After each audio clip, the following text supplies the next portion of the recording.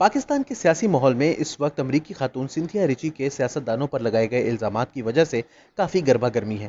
حال ہی میں انہوں نے پاکستانی ٹی وی چینلز پر انٹرویو دیتے ہوئے مزید نئے انکشافات کیے ہیں، جس سے ملک میں ایک نئی بحث شروع ہو گئی ہے۔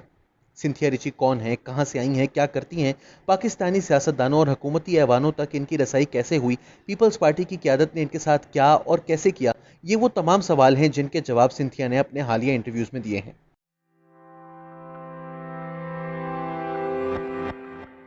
یہ وہ سوال ہے جس کا جواب ہر پاکستانی شہری جاننا چاہتا ہے کہ آخر یہ خاتون ہیں کون، جنہوں نے ملک کے سیاسی اکھاڑے میں ہلچل مچا دی ہے۔ پاکستان میں سوشل میڈیا پر عام عوامی رائے یہی ہے کہ امریکی خاتون سنتھیا ریچی غیر ملکی ایجنٹ ہیں، لیکن وہ خود اپنا تعارف freelance media director, producer, vlogger اور سیاح کے طور پر کرواتی ہیں۔ 44 سالہ سنتھیا امریکی شہری ہیں اور امریکی ریاست لوسیانا میں 22 اپریل 1976 کو پیدا ہوئیں۔ انہوں نے 2003 میں امریکہ کی لوسیانا اسٹیٹ یونیورسٹی سے قانون اور شعبہ ابلاغ عامہ میں بیچلرز کی ڈگری حاصل کی اور بعد میں اسی یونیورسٹی سے انہوں نے 2005 میں تعلیم اور نفسیات کے شعبے میں اپنا ماسٹرز بھی مکمل کیا۔ اس کے بعد انہوں نے مزید 2 اور شعبوں میں ماسٹرز کی ڈگری حاصل کی، جس میں سے ایک انہوں نے طبی نفسیات میں امریکی ریاست کیلیفورنیا کی پیراڈائن یونیورسٹی سے حاصل کی، جبکہ دوسری ڈگری اسٹریٹجک پبلک ریلیشنز کے شعبے میں جارج واشنگٹن یونیورسٹی سے مکمل کی۔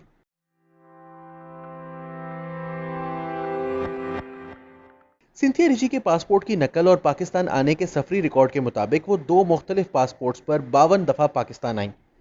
سنتھیا ریچی کا پہلا پاسپورٹ 9 دسمبر 2008 کو جاری ہوا، جبکہ امریکی حکام نے سنتھیا ریچی کا آخری پاسپورٹ 18 جولائی 2018 کو جاری کیا۔ سنتھیا نے پہلی بار پاکستان کا سفر 9 نومبر 2009 کو کیا اور صرف 3 دن قیام کے بعد 12 نومبر کو کراچی سے ہی واپس روانہ ہو گئیں، جبکہ پچھلے 7 سالوں سے وہ شہر اقتدار اسلام آباد میں مقیم ہیں۔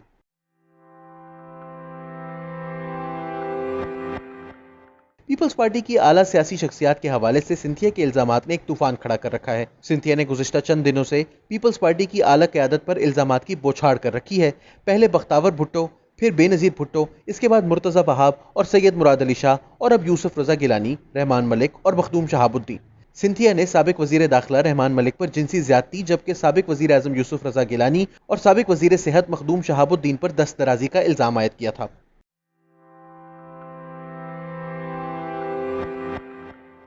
پیپلز پارٹی کے رہنماؤں کے خلاف ٹویٹس اور الزامات پر سنتھیا نے ایک انٹرویو میں بتایا تھا کہ رحمان ملک نے ویزا کا مسئلہ حل کرنے کا کہہ کر ڈرائیور بھیج کر اپنے پاس بلایا، گلدستہ اور قیمتی تحفہ دینے کے بعد نشہ آور مشروب پلایا اور اس کے بعد زیادتی کا نشانہ بنایا۔ واقعے کی تفصیل بتاتے ہوئے سنتھیا نے کہا کہ اسامہ بن لادن کے واقعے کے بعد ورک ویزا کے لیے وزیر داخلہ کی مدد کی ضرورت تھی، جس کے لیے رحمان ملک سے رابطہ کیا۔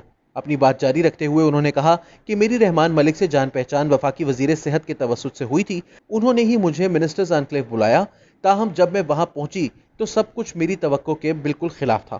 رحمان ملک نے مجھے این جی او کی نوکری چھوڑنے کے لیے 2000 پاؤنڈز دیے اور کہا کہ اس سے اپنے خرچ پورے کرو۔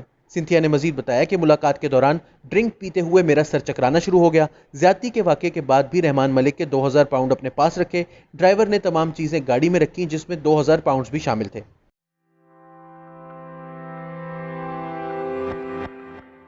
سنتھیا ریچی نے انٹرویو میں ایک سوال کے جواب میں بتایا کہ جس این جی او کے ساتھ کام کر رہی تھی وہ این جی او اعظم سواتی کی بیٹی چلا رہی تھی۔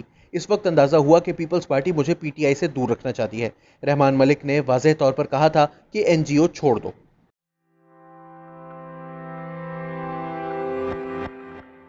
2011 میں سنتھیا نے پی ٹی آئی کے سوشل میڈیا ونگ میں اسٹریٹجسٹ اور ریسرچر کے طور پر کام کیا۔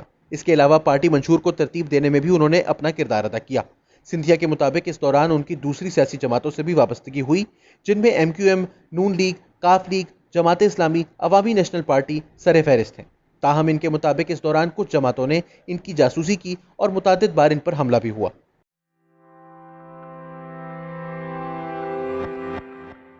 پاکستان پیپلز پارٹی کی حکومت نے سنتھیا کو محکمہ صحت میں کمیونیکیشنز لیکچرر کے طور پر کام کرنے کی دعوت دی۔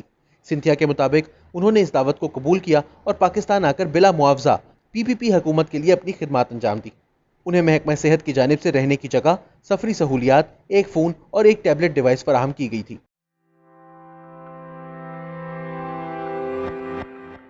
سنتھیا کا کہنا ہے کہ وفاقی وزیر صحت مختوم شہاب الدین سے ان کی اچھی دوستی تھی، لیکن وہ اکثر بن بلائے ان کی رہائش گاہ پر آ جاتے اور بغیر اطلاع دیے ان کے کمرے میں داخل ہو جاتے تھے۔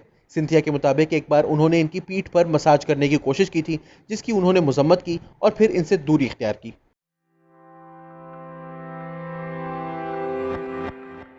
سنتھیا ریچی نے کہا کہ سابق وزیر اعظم یوسف رضا گیلانی نے ایوان صدر میں ایک ملاقات کے دوران انہیں نامناسب طریقے سے گلے ملنے کی کوشش کی تھی۔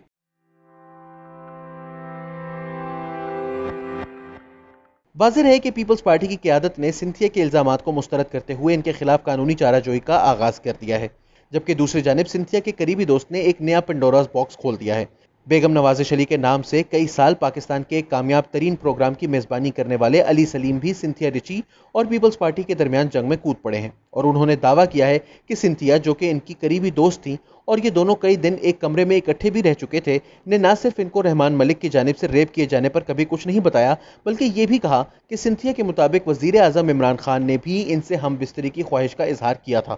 علی سلیم کا کہنا تھا کہ سنتھیا ریچی ان کے انتہائی قریب تھیں، اور اگر وہ انہیں یہ بتا سکتی تھیں کہ عمران خان نے انہیں ہم بستری کی پیشکش کی ہے تو پھر وہ یہ بھی بتا سکتی تھیں کہ رحمان ملک نے انہیں ریپ کیا تھا، لیکن انہوں نے اس کا کوئی ذکر کبھی نہیں کیا۔